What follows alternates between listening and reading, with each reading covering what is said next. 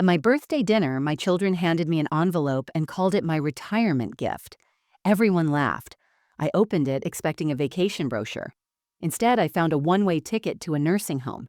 But underneath, there was a smaller folded paper that changed everything. Before we start, let us know in the comments where you're watching from. Don't forget to like, share, and subscribe for more powerful stories. My name is Margaret, and I just turned 68 years old. If you saw me on the street, you'd probably think I was just another grandmother going about her day. But my story is one of sacrifice, betrayal, and ultimately, survival. For the last 40 years, I poured every ounce of my energy, every dollar I earned, and every bit of love I had into raising my 3 children. Their names are Sarah, Michael, and David. They were my entire world, my reason for waking up every morning, my purpose in life. I became a single mother when my husband Thomas died in a car accident. My children were only 8, 6, and 4 years old at the time. I was 28, heartbroken and terrified. I had no family nearby to help me, no safety net, just 3 little faces looking up at me, wondering why Daddy wasn't coming home. I made a promise to Thomas that night at his funeral. I promised I would give our children everything they needed to succeed in life, no matter what it cost me, and I kept that promise. I worked double shifts as a nurse at the county hospital. I would leave before my children woke up and come home long after they'd gone to bed. On weekends, I picked up extra shifts in the emergency room. I remember wearing the same pair of shoes for 3 years because I couldn't afford new ones for myself, but I made sure my children always had new sneakers for school. I skipped meals regularly so they could have seconds at dinner. I wore my winter coat until it had holes in the lining because I was saving money for Sarah's braces and Michael's asthma medication. When it came time for college, I used every penny of Thomas's life insurance money and drained my entire retirement fund to pay their tuition. I didn't want them starting their adult lives buried in student loan debt like so many of their friends. Sarah went to a private university and studied business. Michael became an accountant. David got his MBA. I was so proud of them. I attended every graduation, tears streaming down my face, thinking that all my sacrifices had been worth it. I never remarried. Men asked me out over the years, good men who wanted to take me to dinner or help me raise my children. But I always said no. I wanted to focus entirely on my kids. I didn't want them to feel like they had to compete for my attention or share me with anyone else. They were enough for me. They were everything. I lived in the same modest 3-bedroom house where I raised them. Every room held precious memories. The kitchen where I taught Sarah how to bake chocolate chip cookies. The living room where Michael took his first steps. The backyard where David learned to ride his bicycle. I kept their childhood photos on every wall and their old report cards in a box in the closet. This house wasn't just a building. It was a shrine to the family I had built with my own 2 hands. It was proof that love and hard work could overcome anything, or so I thought. Life before that birthday was simple, peaceful, and filled with small joys that made me feel like all my years of sacrifice had truly paid off. I had finally retired from nursing after 4 decades of caring for others, and for the first time in my life, I had time just for myself. My days followed a gentle, comforting rhythm that I had grown to love deeply. Every morning I woke up at 6 o'clock, just as the sun began to paint the sky with soft shades of pink and orange. I would make myself a cup of coffee, the same brand Thomas and I used to share on Sunday mornings, and sit on my back porch wrapped in an old quilt. The early morning air was crisp and clean, and I could hear birds singing in the oak tree that Thomas had planted when we first bought the house. Those quiet moments, watching the world wake up around me, were sacred. They were mine alone. After breakfast, I spent time in my garden. I grew tomatoes, cucumbers, bell peppers, and a row of herbs along the fence. But my pride and joy were my roses. I had 12 bushes in different colors: deep red, soft pink, sunny yellow, and pure white. I talked to them while I watered them and pulled weeds from around their roots. Thomas used to joke that I had a magic touch with plants, that I could make anything grow. Gardening made me feel close to him, like he was still there beside me, his hand on my shoulder. My daughter Sarah used to call me every Sunday afternoon like clockwork. We would talk for at least an hour about everything and nothing. She'd tell me about her real estate business, about the houses she was selling, and about her husband Mark and their 2 children, Emma and Jake. I'd share stories about my week, about the new recipe I tried or the book I was reading. Those phone calls were the highlight of my week. Hearing her voice made me feel connected, needed, loved. My sons visited less frequently, but when they did, it filled my heart with warmth.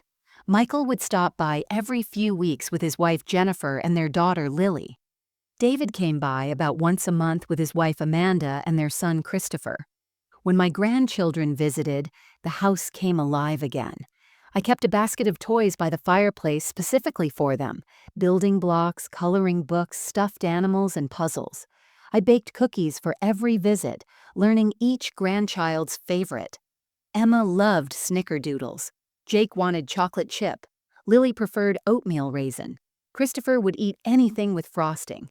I attended every school play, every soccer game, every piano recital. I sat in the audience beaming with pride, taking photos and videos to watch later. I was the grandmother who always showed up, who always clapped the loudest, who always had hugs and encouragement ready. Every major holiday, Thanksgiving, Christmas, and Easter, I hosted dinner at my house. I'd spend 3 days preparing everything from scratch: roasted turkey with herb stuffing, creamy mashed potatoes, green bean casserole, cranberry sauce, and my famous apple pie with a lattice crust. My dining room table would be crowded with all of us squeezed together, laughing and passing dishes and sharing stories. The house smelled like cinnamon and love. Those gatherings made me feel like the matriarch of a strong, happy family. I felt needed. I felt valued. I felt like I had done everything right. My home was the beating heart of our family, the place where everyone belonged, where everyone returned. I had no idea that while I was counting my blessings, my children were counting my assets. About 2 months before my birthday, small cracks began to appear in the perfect picture I had painted of my family. At first, they were so subtle that I barely noticed them, but slowly, like drops of water eroding stone, these little oddities began to wear away at my peace of mind. It started with Sarah. For years, her Sunday phone calls had been as reliable as the sunrise. Every Sunday at 2 o'clock in the afternoon, my phone would ring, and I'd hear her cheerful voice saying, "Hi, Mom." But suddenly, without warning or explanation, the call stopped. The first Sunday she didn't call, I assumed she was busy. Maybe one of the kids had a birthday party or a soccer tournament. I sent her a text message asking if everything was okay. She responded 6 hours later with just 3 words: "Super busy, Mom." The next Sunday came and went. No call. I tried reaching her again, and this time she replied, "Crazy week at work. Talk soon." But soon never came.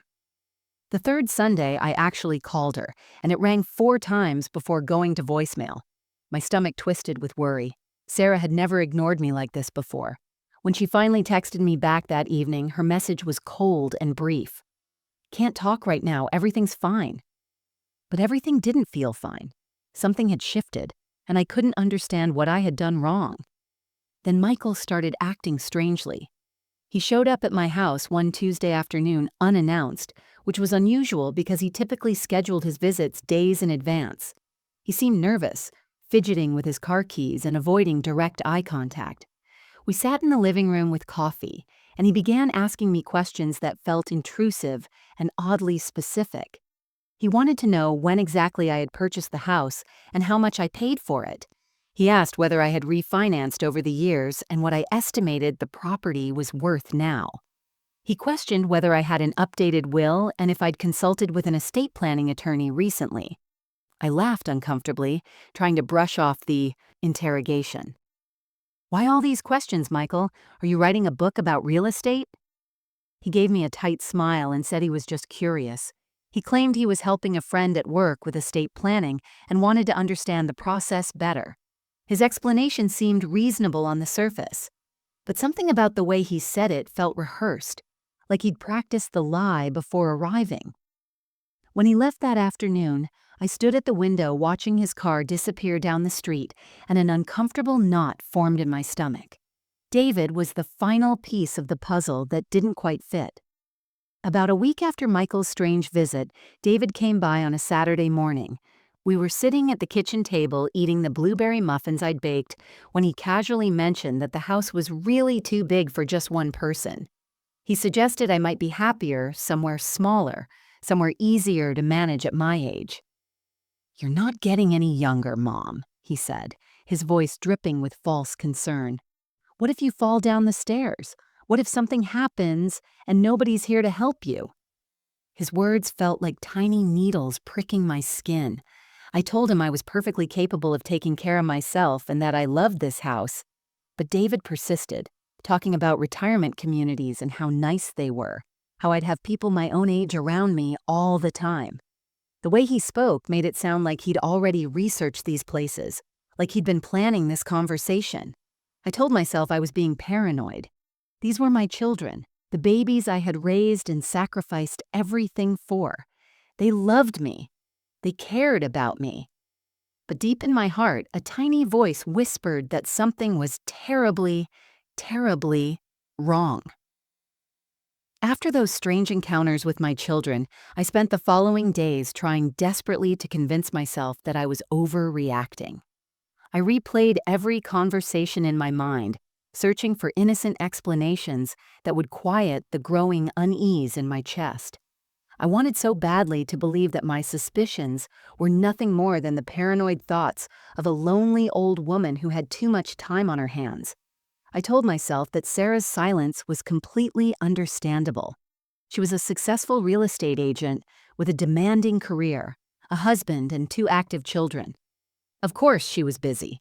I remembered how exhausted I used to feel when my children were young and I was working full-time. Maybe she was just overwhelmed and needed some space. Maybe I had been calling too often, being too needy, and she was gently creating boundaries. The thought made me feel guilty. Was I becoming one of those clingy mothers who couldn't let their adult children live their own lives? When it came to Michael's questions about the house and my finances, I constructed elaborate justifications in my mind. He was an accountant, after all. Numbers and estate planning were literally his job.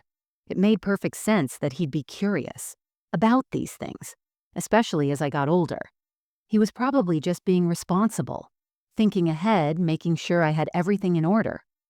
Wasn't that what good sons did? They planned for the future and looked out for their aging parents.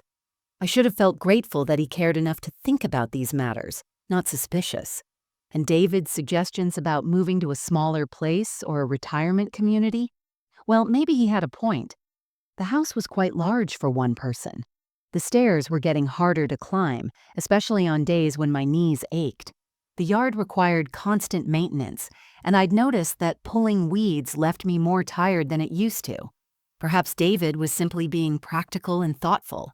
Perhaps he genuinely worried about me living alone in this big house. Wasn't that a sign of love?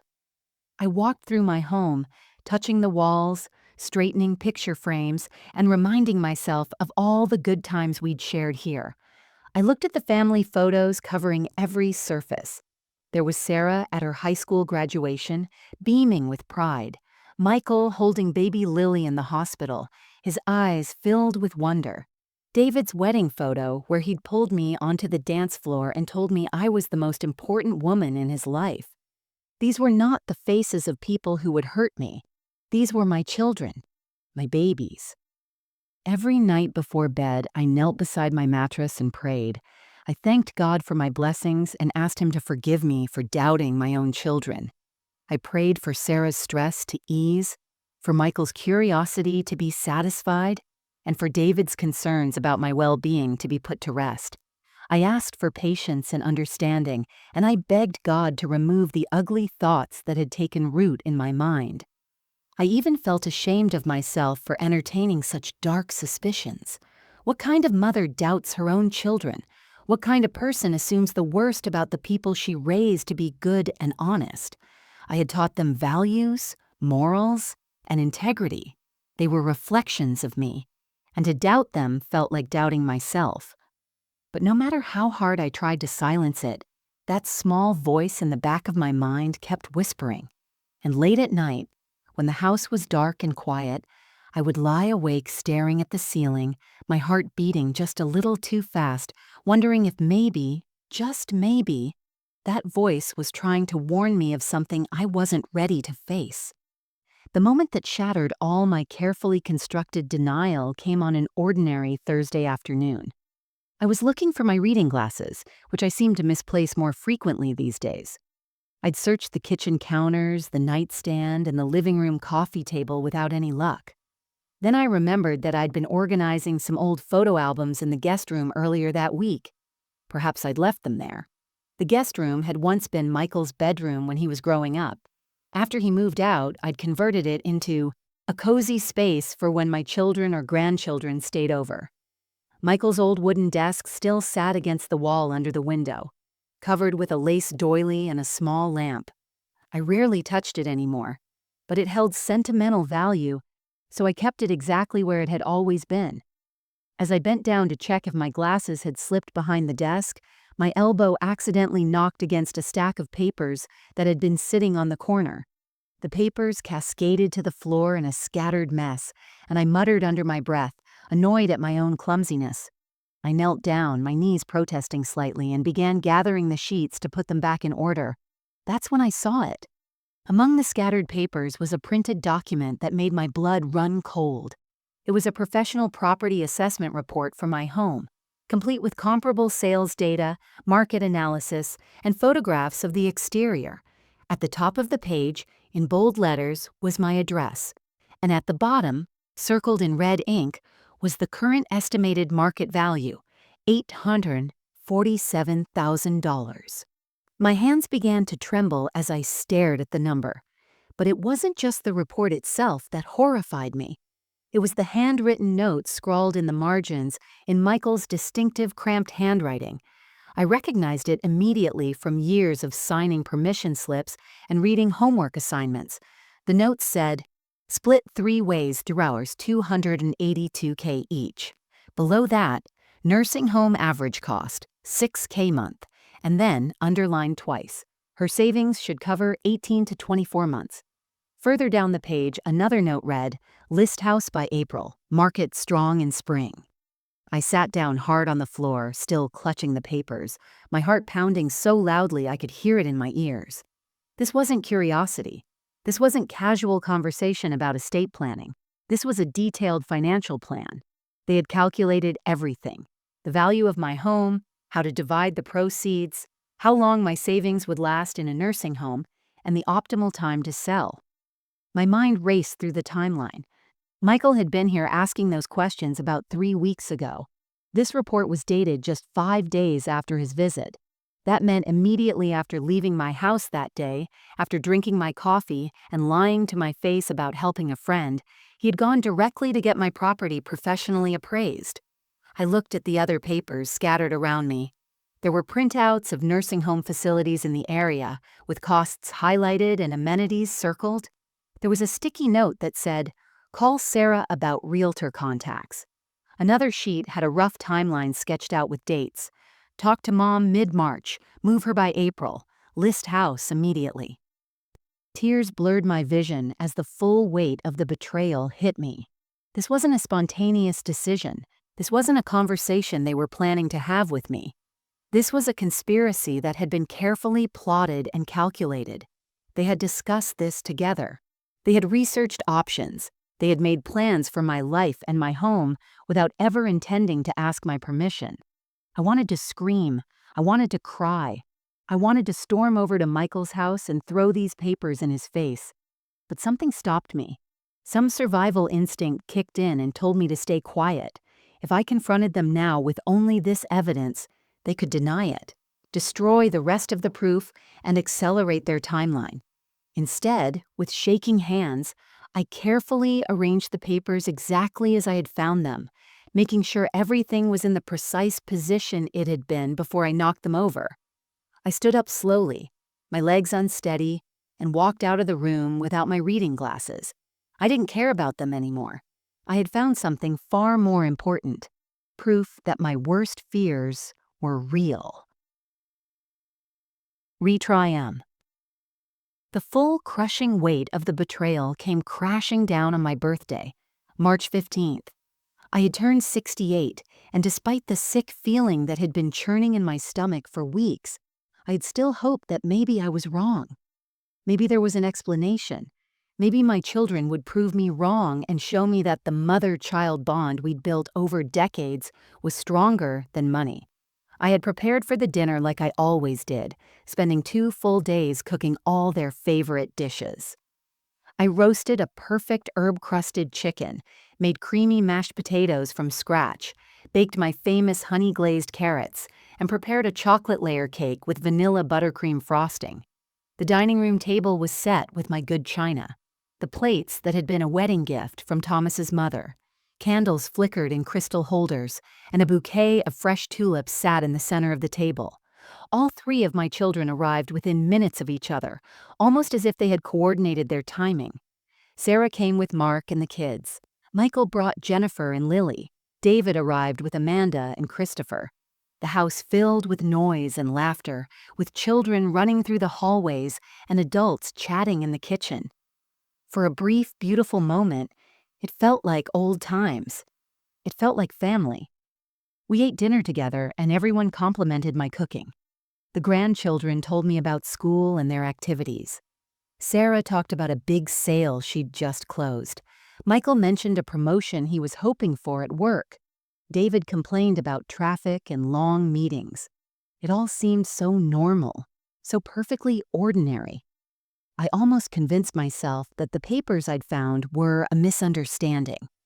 After we finished eating, I cut the cake and served generous slices to everyone. We sang Happy Birthday, and I blew out the candles, secretly wishing that my fears were unfounded. Then, as I was taking the last bite of my cake, Sarah stood up and cleared her throat to get everyone's attention. "Mom, we have something for you," she announced, her voice bright and cheerful. She pulled a large manila envelope from her purse and handed it to me with a smile that didn't quite reach her eyes. "Happy birthday! We all chipped in for your retirement gift. We think you're really going to love it." Everyone at the table applauded and cheered. The grandchildren clapped their little hands excitedly. My heart was racing, but I forced a smile and carefully opened the envelope. Inside was a glossy brochure for a place called Sunset Meadows Nursing Home. The cover showed smiling elderly people playing bingo and tending to a garden. Clipped to the brochure was a one-way bus ticket dated for March 22nd, exactly 1 week away. The room went completely silent. I looked up from the envelope, my eyes moving slowly from face to face. They weren't joking. There was no surprise party waiting to jump out. No one was laughing or shouting, "Got you!" This was real. "What is this?" I asked, my voice barely above a whisper. Sarah sat down and reached across the table to pat my hand, her touch condescending and cold. "Mom, we've been talking, and we all agree that it's time. You're getting older, and we worry about you living alone in this big house. What if you fall? What if something happens, and no one finds you for days? We can't have that on our conscience." I pulled my hand away from hers.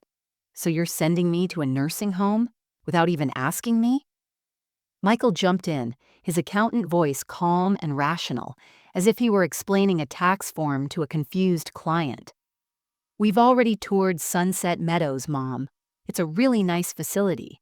They have activities, nurses on staff 24/7, and great meal plans.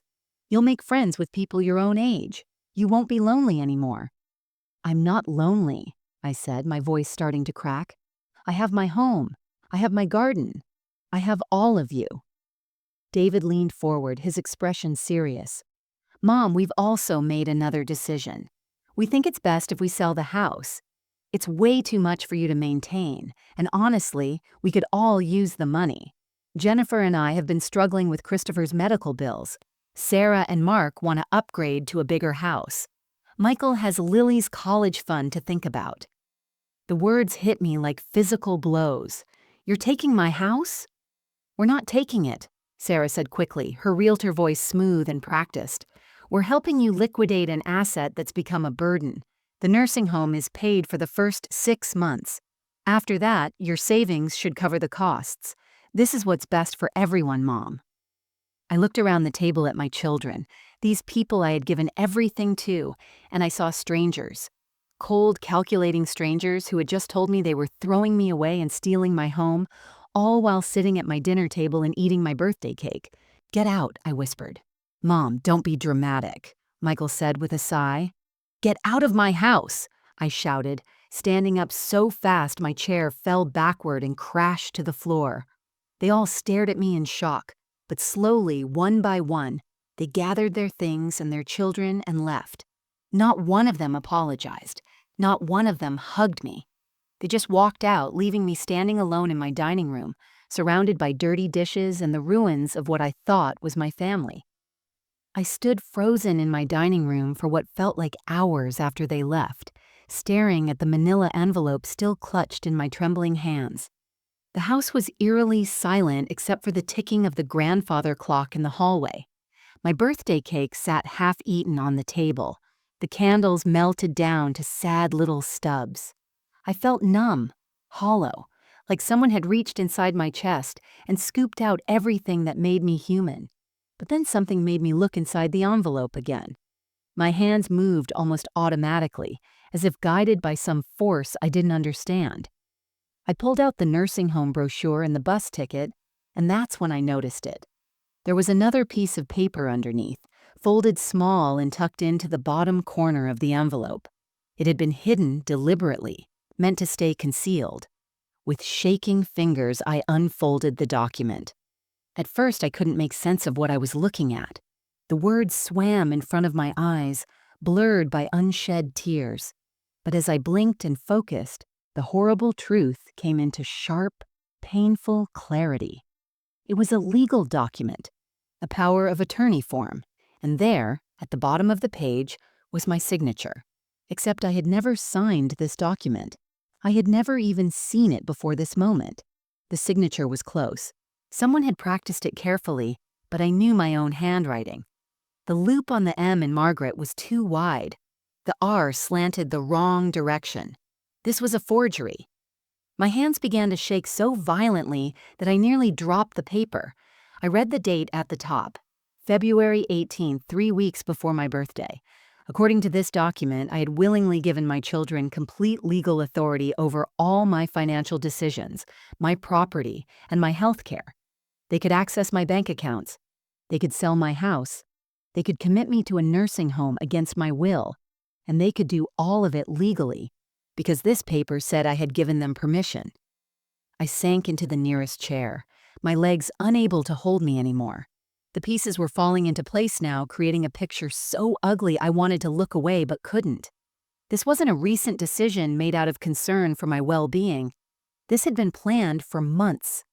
They had forged my signature weeks ago and had probably already started the legal process of taking control of my assets.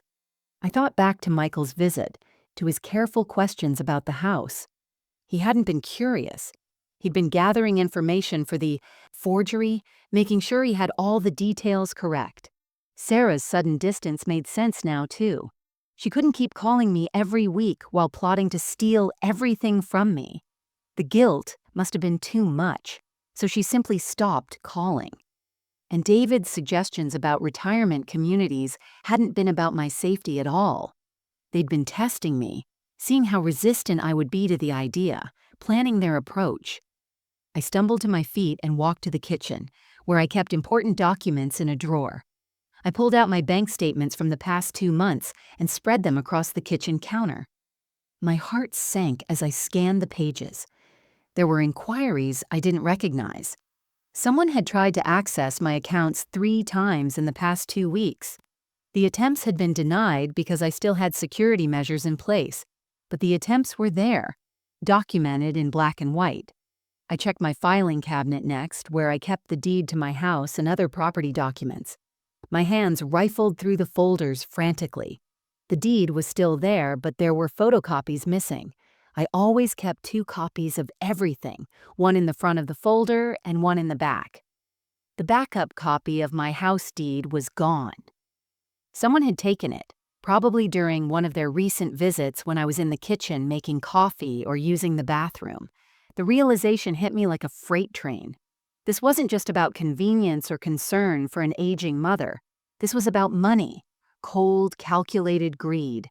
They had assessed my assets like accountants reviewing a balance sheet.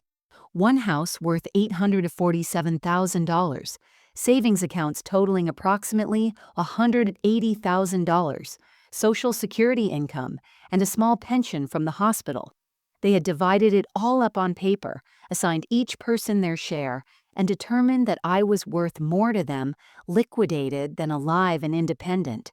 I thought about all those years I had sacrificed for them, the meals I skipped so they could eat, the clothes I wore until they fell apart so they could have new ones, the college tuition I paid by draining my retirement accounts, the birthdays, the Christmases, the graduations, the weddings.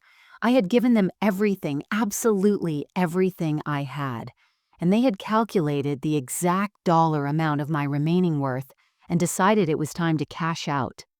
They hadn't just betrayed me. They had reduced me to a financial transaction. I wasn't their mother anymore. I was an asset to be seized, a problem to be solved, an obstacle standing between them and the money they believed they were entitled to. And the most terrifying part was that they had almost gotten away with it.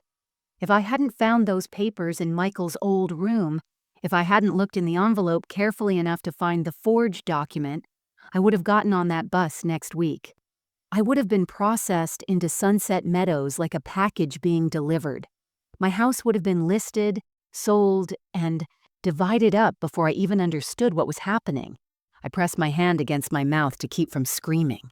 My children, the babies I had nursed and raised and loved with every fiber of my being, had conspired together to steal my life. And they had done it with smiles on their faces while eating my birthday cake. That night, after discovering the full depth of their betrayal, I somehow managed to climb the stairs to my bedroom.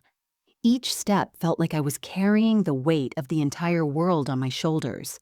My legs were heavy, my chest tight, and my head was spinning with thoughts I couldn't control.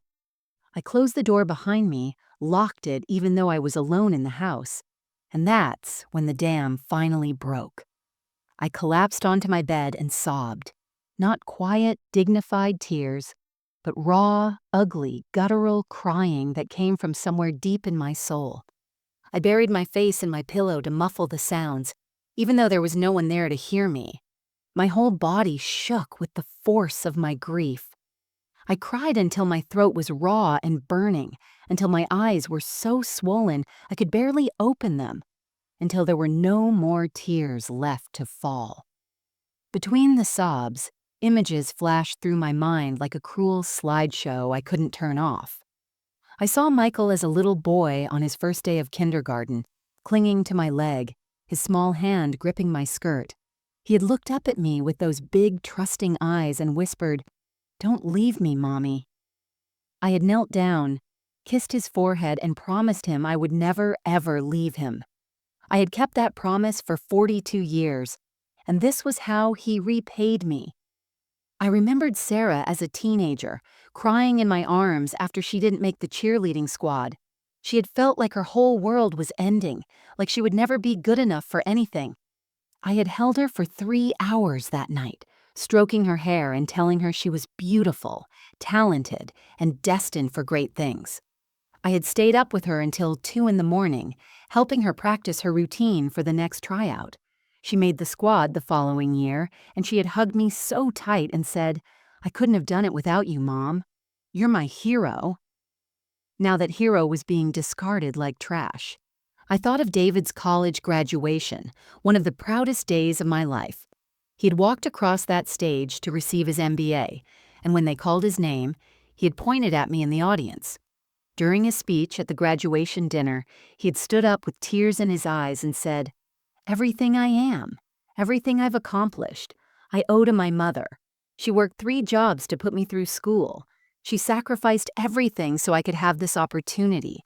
Mom, you're the strongest, most selfless person I know. I promise to make you proud every single day for the rest of my life. The entire room had applauded, and I had cried tears of joy. Those words had meant everything to me, and now I knew they had meant nothing to him. The memories kept coming, relentless and merciless. I remembered all the nights I had gone to bed hungry because there wasn't enough food for 4 people, and I always made sure my children ate first. I remembered wearing the same winter coat for 7 years, the one with the broken zipper and the torn lining, because I was saving every penny for Michael's asthma medication and Sarah's braces. I remembered working double shifts at the hospital, so exhausted I could barely stand because David needed new shoes and the school was taking a field trip, and I didn't want him to be the only kid who couldn't go. I had given them everything: my youth, my health, my dreams, my future.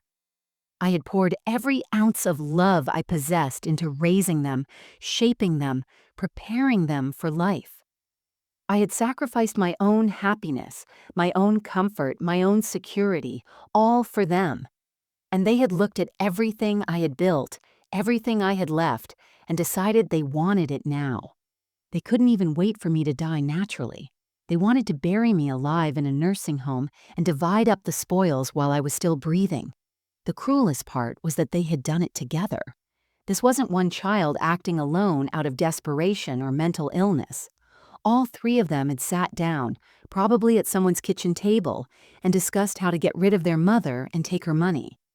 They had forged my signature. They had researched nursing homes. They had gotten my house appraised. They had coordinated their timeline.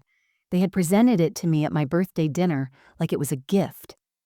I curled into a ball on my bed, hugging my knees to my chest, and felt a pain so deep I thought it might actually kill me. This wasn't just betrayal. This was the complete annihilation of everything I thought I knew about my life, my purpose, and my family. They had taken all those years of love and sacrifice and revealed them to be worthless.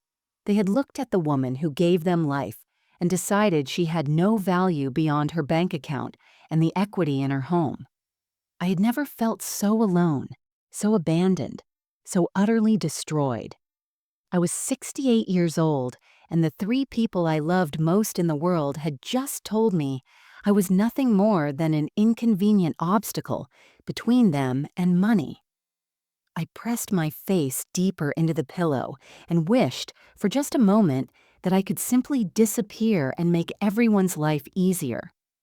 But somewhere in the darkest part of that night, as dawn began to creep through my bedroom curtains, something inside me shifted. Somewhere between the deepest darkness of night and the first pale light of dawn, something fundamental changed inside me. I had cried every tear my body could produce. My pillow was soaked, my eyes were swollen nearly shut, and my throat felt like I'd swallowed broken glass. I lay there in the gray morning light staring at the ceiling, feeling completely hollowed out and empty. But in that emptiness, something new began to grow. It started as a tiny spark, barely noticeable at first, like a single ember glowing in cold ashes. Then it grew warmer, brighter, fiercer. It wasn't sadness anymore. It wasn't grief or shock or disbelief. It was anger, pure, white-hot, righteous anger.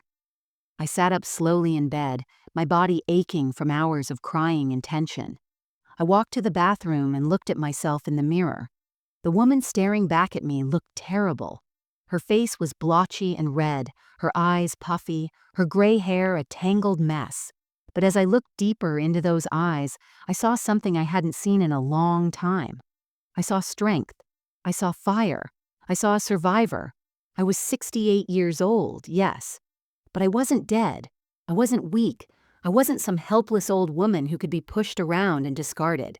I had survived losing the love of my life at 28 years old.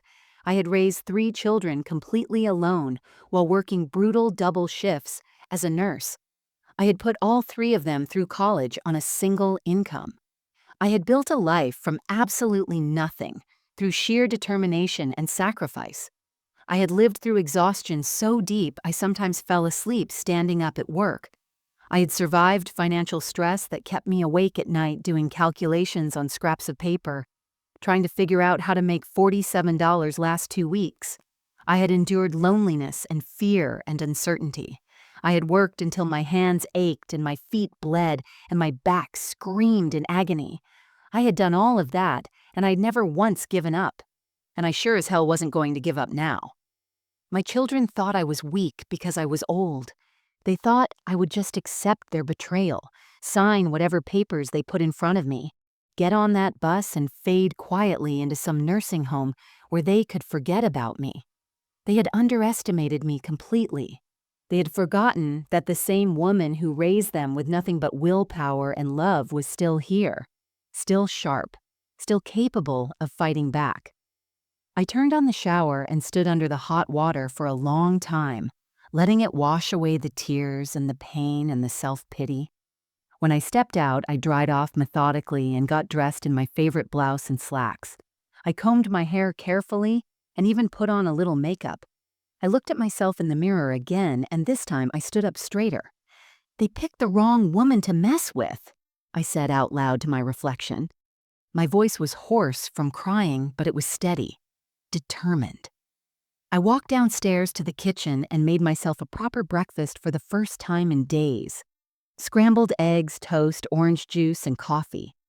I sat at the kitchen table and ate slowly, deliberately, thinking through everything I knew.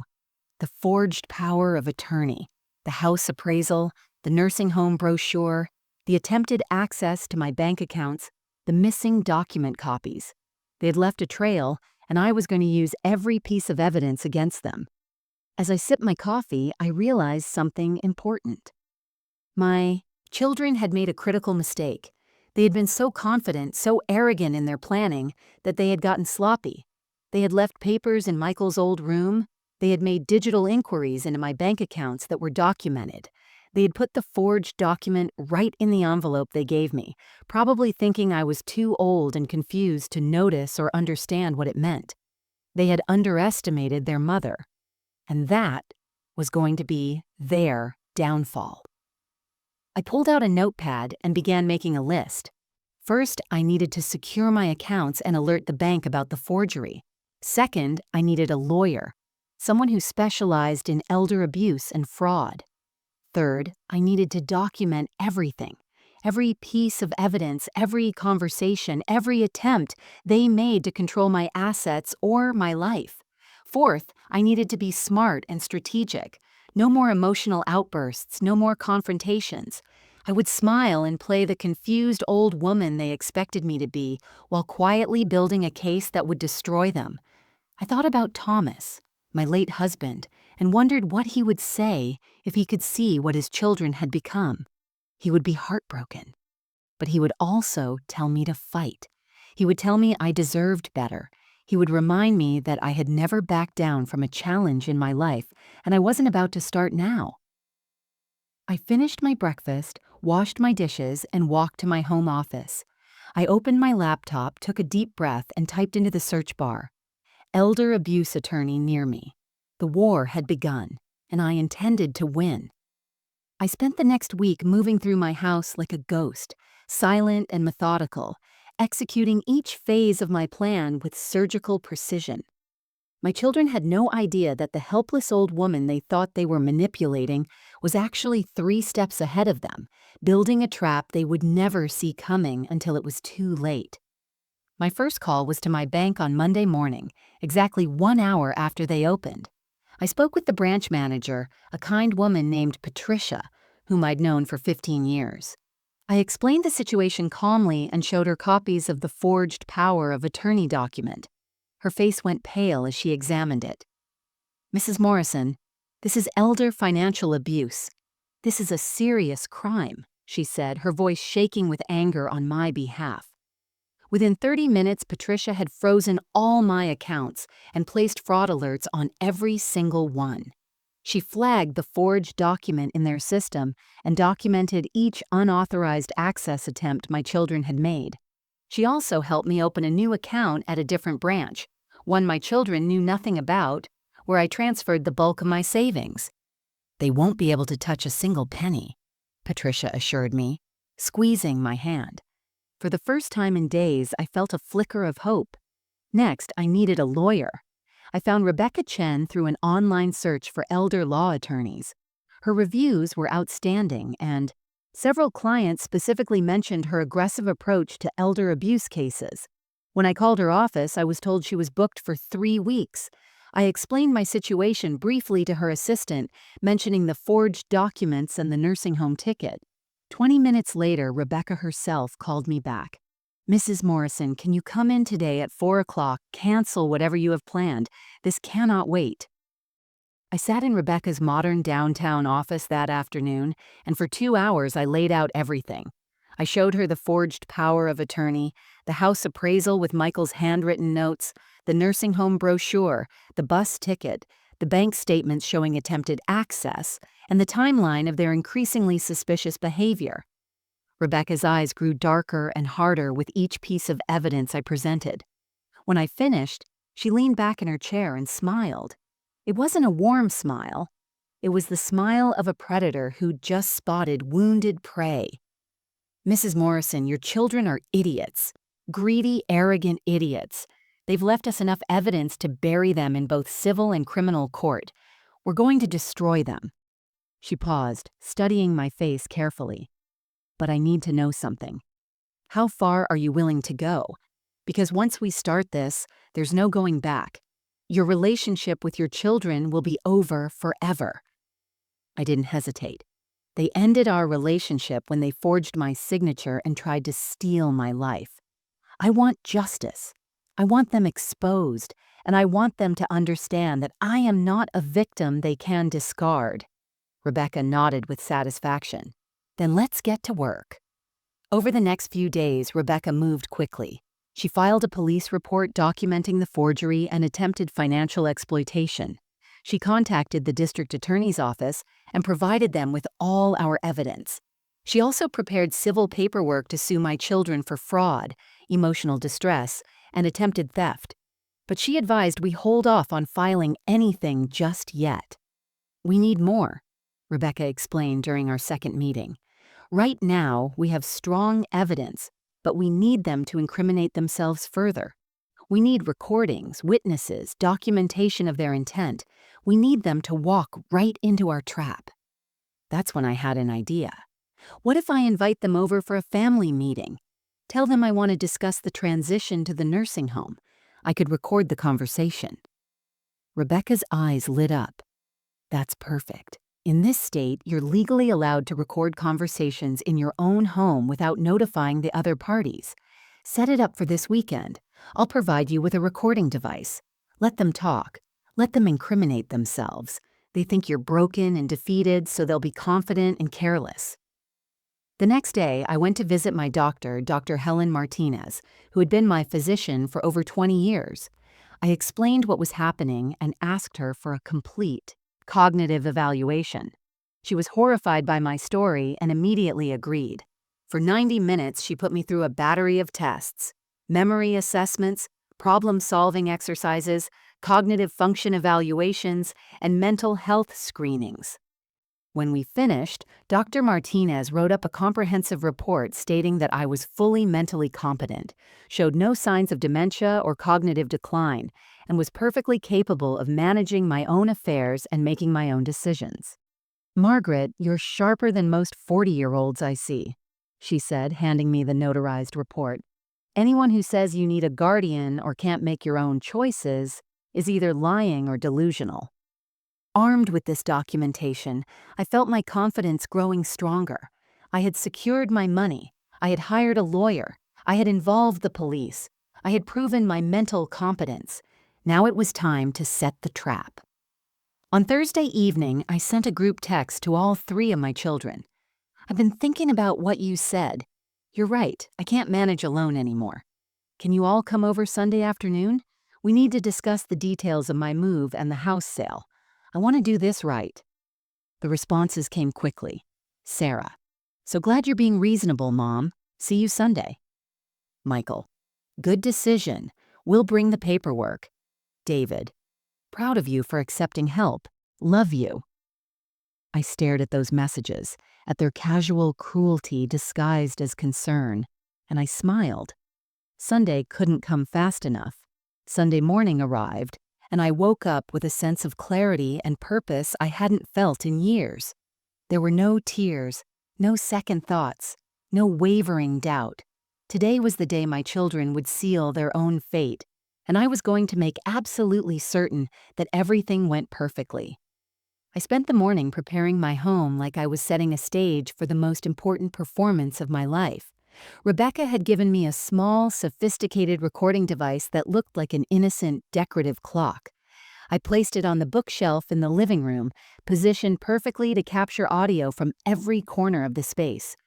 I tested it 3 times to make sure it was working flawlessly. I also made sure the living room was arranged exactly right. I positioned chairs in a semicircle facing the couch where I would sit, ensuring everyone would be clearly visible and audible. I opened the curtains to let in natural light, making the space feel open and welcoming, nothing that would make my children suspicious or uncomfortable. I wanted them relaxed, confident, ready to talk freely about their plans. In the kitchen, I prepared coffee and set out a plate of store-bought cookies. Nothing elaborate, nothing that suggested this was anything other than a routine family meeting. I wanted them to think I had accepted defeat, that I was too tired and too old to fight back, that I was simply going through the motions of surrendering my life to their control. At noon, Rebecca called to check in. "How are you feeling, Margaret? Are you ready for this?" "I'm ready," I said, and I meant it.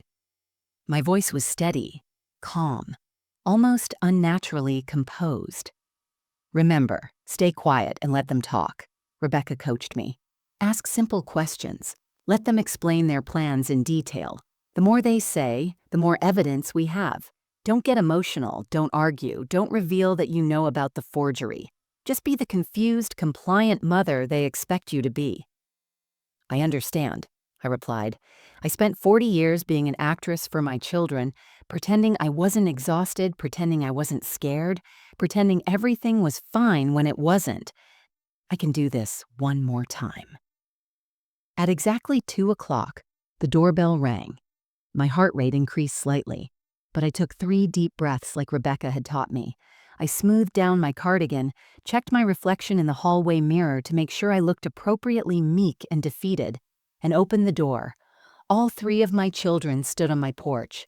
Sarah wore her professional real estate blazer and carried a leather folder, clearly filled with documents. Michael had his laptop bag slung over his shoulder. David held a briefcase. They looked like business executives arriving for a corporate takeover, not children visiting their elderly mother. The symbolism wasn't lost on me. "Hi, Mom," Sarah said, leaning in to kiss my cheek. The gesture felt mechanical, obligatory, completely devoid of warmth. Michael and David followed her inside, each giving me brief, impersonal hugs that felt more like formalities than affection. "Thank you all for coming," I said softly, playing my role perfectly. "I know this hasn't been easy. Please come sit in the living room. I made coffee." We settled into our positions. I sat on the couch, my hands folded in my lap like an obedient child waiting for instructions. My 3 children arranged themselves in the chairs facing me, and the power dynamic was immediately clear. They were in charge. I was the subject of their meeting. The room felt cold despite the warm afternoon sunlight streaming through the windows. Sarah opened her leather folder and pulled out a stack of papers. "Mom, we're really proud of you for accepting that this is the best decision.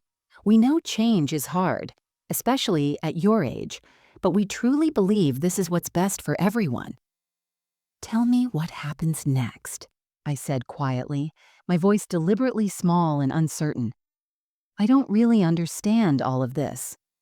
Michael jumped in, pulling out his laptop and opening a spreadsheet.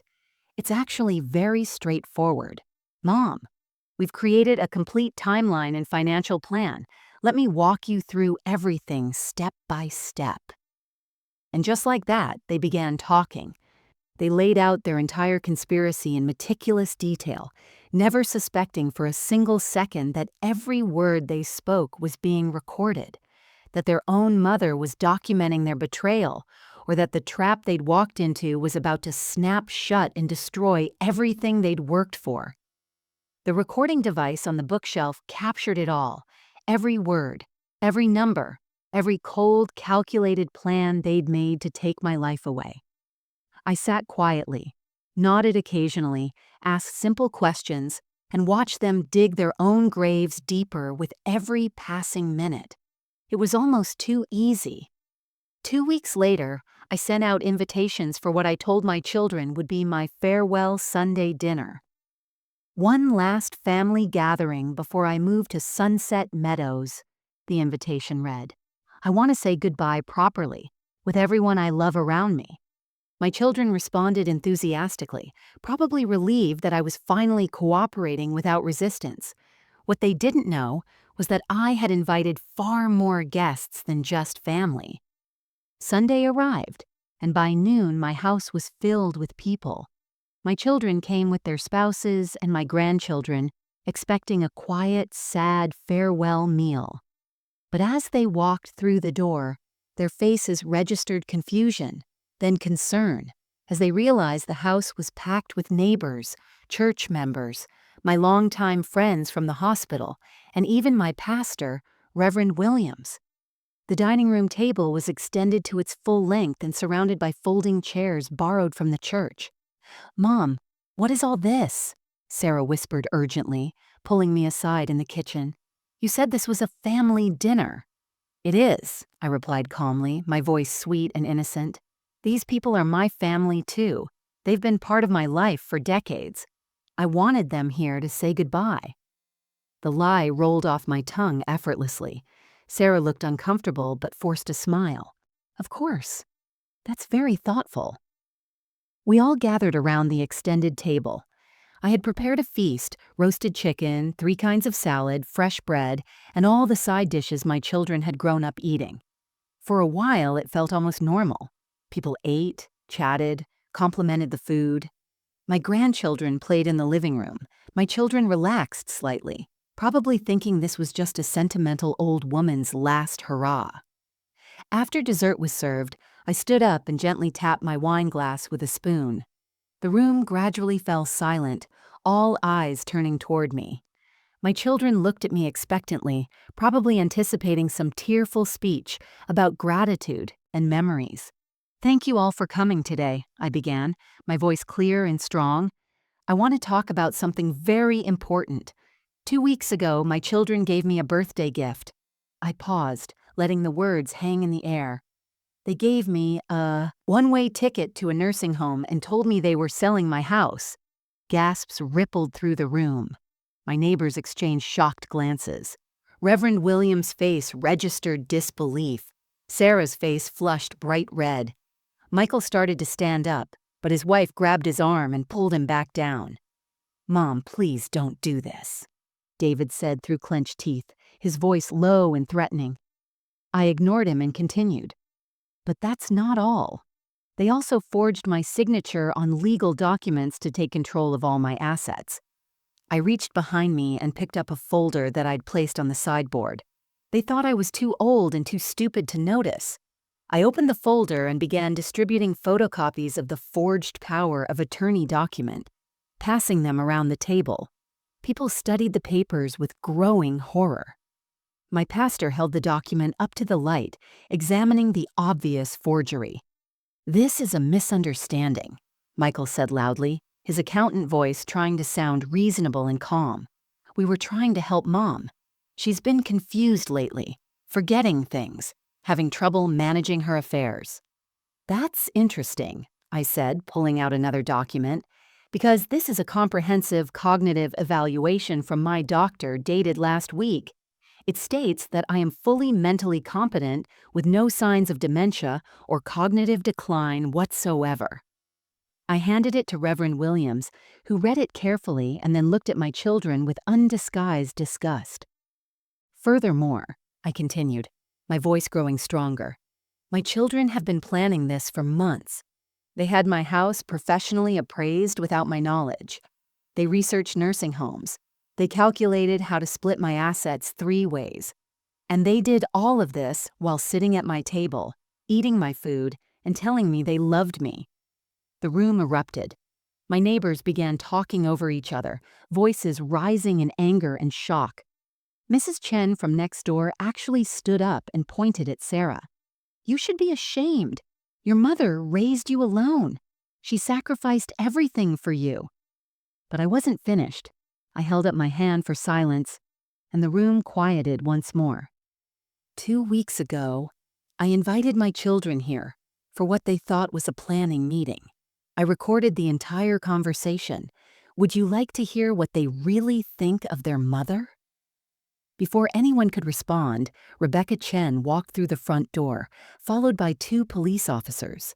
My children's faces went from red to white in an instant. Sarah grabbed the edge of the table to steady herself.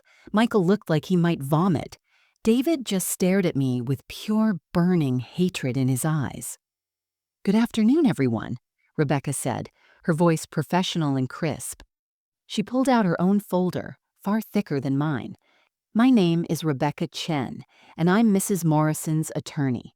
For the past 2 weeks, we've been building a case against her 3 children for elder abuse, forgery, and attempted financial exploitation.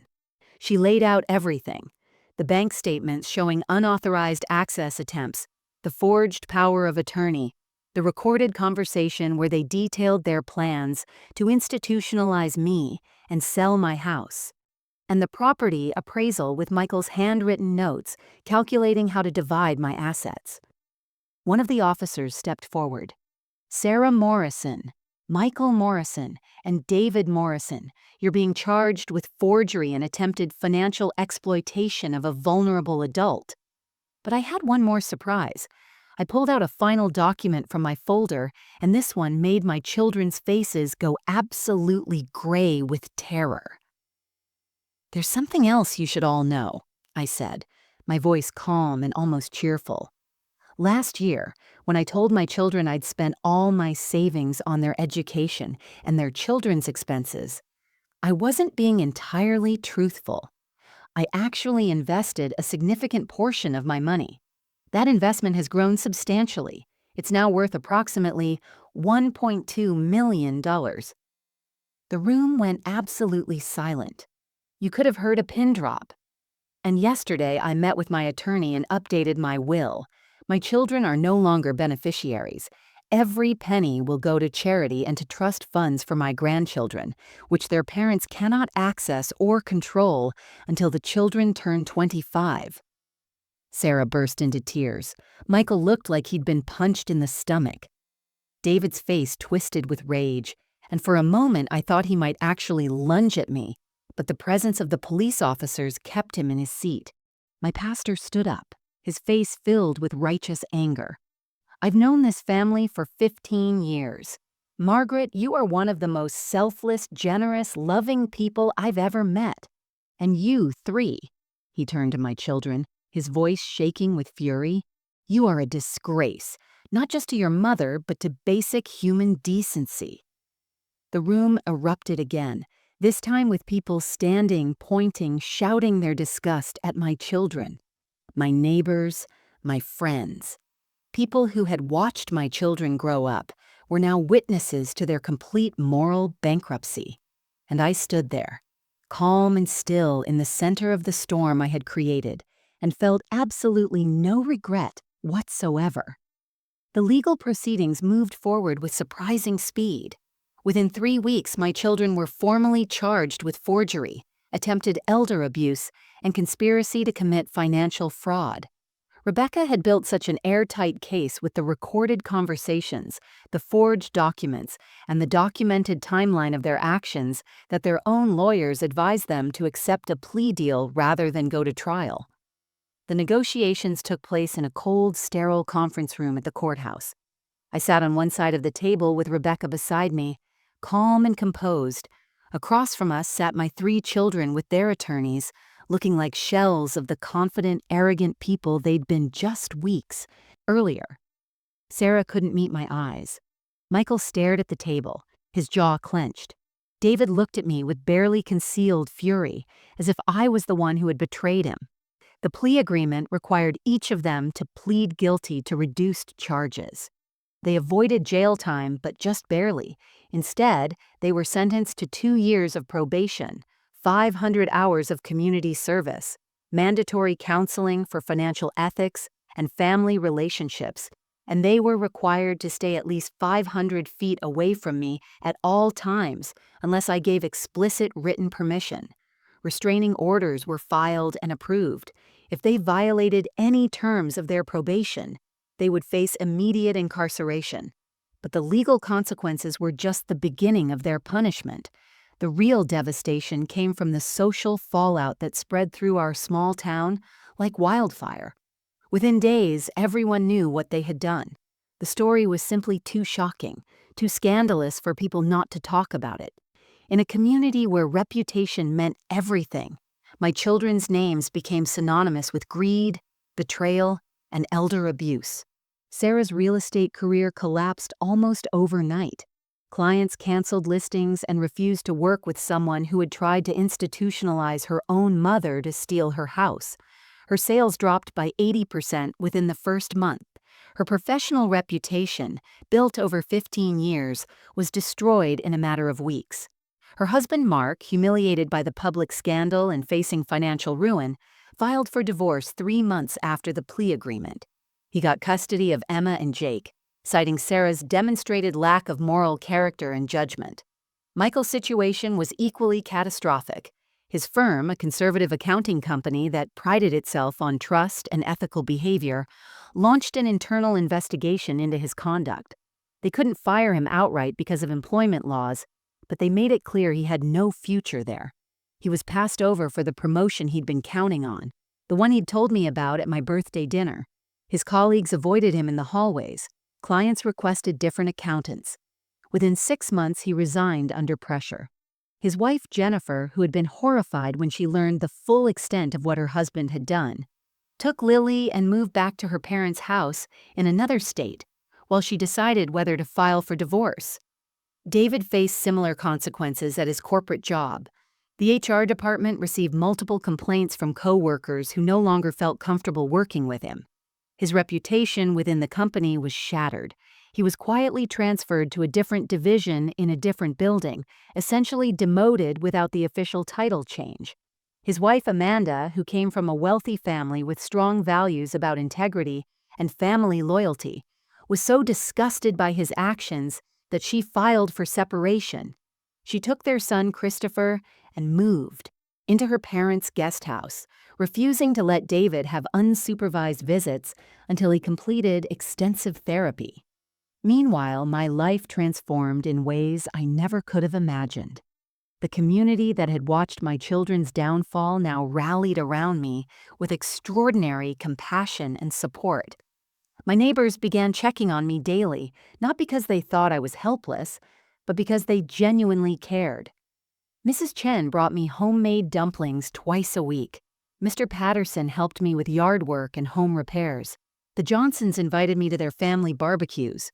But the most meaningful change came from my grandchildren. Emma, Jake, Lily, and Christopher, now old enough to understand what their parents had tried to do, began reaching out to me secretly. Emma, who was 15, started calling me every Sunday, reclaiming the tradition her mother had abandoned. Jake sent me drawings and letters from school. Lily and Christopher asked their other parents if they could visit me. And after some discussion, supervised visits were arranged. I set up substantial trust funds for each grandchild, money they would receive when they turned 25. But more importantly, I worked with Rebecca to ensure they understood I loved them, that none of this was their fault, and that they always had a grandmother who would be there for them, even if their parents had lost their way. I also found a new purpose in my retirement. I began volunteering 3 days a week at the County Elder Advocacy Center, an organization that helped senior citizens recognize and protect themselves from financial abuse. I shared my story in workshops and support groups, teaching other elderly people the warning signs I had missed and showing them they had the power to fight back. The work was deeply fulfilling, turning my painful experience into something that could help others avoid the same betrayal. My home, the house my children had tried to steal, became truly mine again. I redecorated the guest room, finally removing the last traces of Michael's childhood. I turned it into a reading room with comfortable chairs, floor-to-ceiling bookshelves, and large windows overlooking my garden. I hosted book club meetings there once a month, and my home filled with laughter and friendship again. On quiet evenings, I sat on my back porch with a cup of tea, watching the sunset paint the sky in shades of orange and pink. Sometimes I thought about Thomas and wondered what he would think of everything that had happened. I believed he would be proud of me for standing up for myself, even against our own children. I believed he would be sad about what they had become, but relieved that I had survived their betrayal with my dignity intact. I was 68 years old, and I had never felt more alive, more valued, or more at peace. As I sit here now in my garden on a warm spring afternoon, watching my roses bloom in brilliant shades of red, pink, and yellow, I find myself reflecting on everything that happened and everything I learned from the darkest period of my life. The sun is warm on my face, and I can hear birds singing in the oak tree Thomas planted so many years ago. This moment, this peace, this sense of absolute contentment is something my children tried to take from me, but they failed. I think about the journey I've been on, from that devastating birthday dinner to where I am today. The pain of betrayal nearly destroyed me. When I discovered that my own children, the babies I had nursed and raised and sacrificed everything for, had conspired to institutionalize me and steal my assets, something inside me shattered. I experienced a grief so profound it felt like dying. But somewhere in that darkness, I found something I didn't know I still possessed: the strength to fight back. My story taught me that family isn't simply about sharing blood or DNA. Family is about love, respect, loyalty, and integrity. It's about treating each other with dignity and honoring the sacrifices that were made. My children failed that test spectacularly. They looked at the woman who had given them life, who had worked herself to exhaustion to provide for them, who had drained her retirement accounts to pay for their education, and they saw nothing but a financial obstacle to be removed. They reduced me to numbers on a spreadsheet, an asset to be liquidated, a problem to be solved. But their betrayal didn't define me. My response defined me. I could have accepted their cruelty, gotten on that bus, and faded away into Sunset Meadows nursing home, forgotten and discarded. Many people in my situation would have done exactly that, too broken or too tired or too scared to resist. But I refused to let them win. I refused to let them steal my dignity along with my money. I stood up. I fought back with everything I had, and I won. The lesson here isn't just about elder abuse or financial fraud, though those are certainly important issues. The deeper lesson is about knowing your own worth and refusing to let anyone, not even your own family, make you feel worthless. Greed is a poison that can corrupt even the kindest hearts and destroy the strongest bonds. My children allowed their desire for money to turn them into people I no longer recognized. People who were capable of cruelty I never imagined possible. But this story is also about redemption and resilience. Yes, I lost my children, and that loss will always hurt. There's a hole in my heart that will never completely heal, but I gained something far more valuable. I gained myself back. I rediscovered my strength, my voice, and my absolute right to live my life on my own terms. I built new relationships with neighbors and friends who genuinely care about me. I reconnected with my grandchildren who now understand that love should never come with conditions or hidden agendas. I found purpose in helping other elderly people protect themselves from the kind of abuse I experienced. I also learned that age doesn't equal weakness. I'm 68 years old, and society often treats people my age as if we're fragile, confused, or incompetent. My own children certainly saw me that way. They thought I was too old to notice their conspiracy, too senile to understand what they were doing, too weak to fight back. They were catastrophically wrong. Age has given me wisdom, perspective, and a kind of fierce determination that only comes from surviving decades of challenges. I am stronger now than I was at 28 when Thomas died. Stronger than I was at 40 when I was working 3 jobs, and certainly stronger than my children ever gave me credit for. So here's my question for you. Wherever you are, whatever your age or situation, if your own children or anyone you loved and trusted completely betrayed you the way mine betrayed me, what would you do? Would you accept it quietly, believing you somehow deserved it, or that confrontation would make things worse? Would you forgive them immediately, hoping that love could overcome their greed? Or would you do what I did and fight back with everything you have, demanding justice and refusing to be a victim? I want you to think carefully about that question, because elder abuse is far more common than most people realize. It happens in families just like mine, in communities just like yours. It happens to people who spent their entire lives sacrificing for others, only to have those same people turn around and exploit them in their most vulnerable years. If my story resonates with you, if it made you angry on my behalf, if it made you think about the elderly people in your own life who might be suffering in silence, then please do something about it. Share this story.